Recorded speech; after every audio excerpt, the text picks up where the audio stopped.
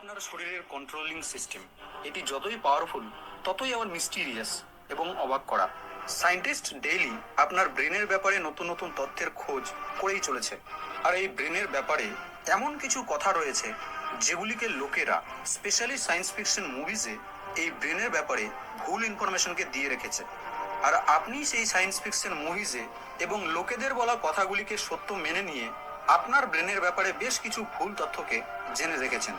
আজকের এই ভিডিওটি শেষ অবধি অবশ্যই দেখবেন, কারণ আজকের এই ভিডিওটিতে আমরা ব্রেনের ব্যাপারে এমন কিছু ফ্যাক্টকে জানতে চলেছি যার ব্যাপারে এতদিন ধরে আপনি ভুল জেনে এসেছেন। নাম্বার 1, আমরা আমাদের ব্রেনের কেবলমাত্র 10%ই ইউজ করি। 19 শতকের শুরুর দিকে একজন আমেরিকান সাইকোলজিস্ট উইলিয়াম জেমস বললেন যে মানুষ অর্থাৎ আমরা নাকি আমাদের ব্রেনের কেবলমাত্র 10%ই ব্যবহার করে থাকি।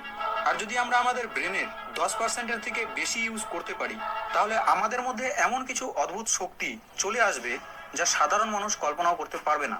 কিছু কিছু লোক মনে করেন যে আইনস্টাইন নাকি তার ব্রেনের সব থেকে বেশি অর্থাৎ প্রায় 10% পর্যন্ত ইউজ করেছিলেন। আর এই মিথটি এতটাই স্ট্রং এই কারণেই কারণ আইনস্টাইন নিজেও এর ব্যাপারে কথা বলেছিলেন যে মানুষ তার ব্রেনের খুবই কম পাওয়ারকে ইউজ করতে পারে। আসলে আমাদের ব্রেনের বিভিন্ন পার্টগুলি আলাদা আলাদা কাজের সময় আলাদা আলাদাভাবে অ্যাক্টিভ হয়ে থাকে।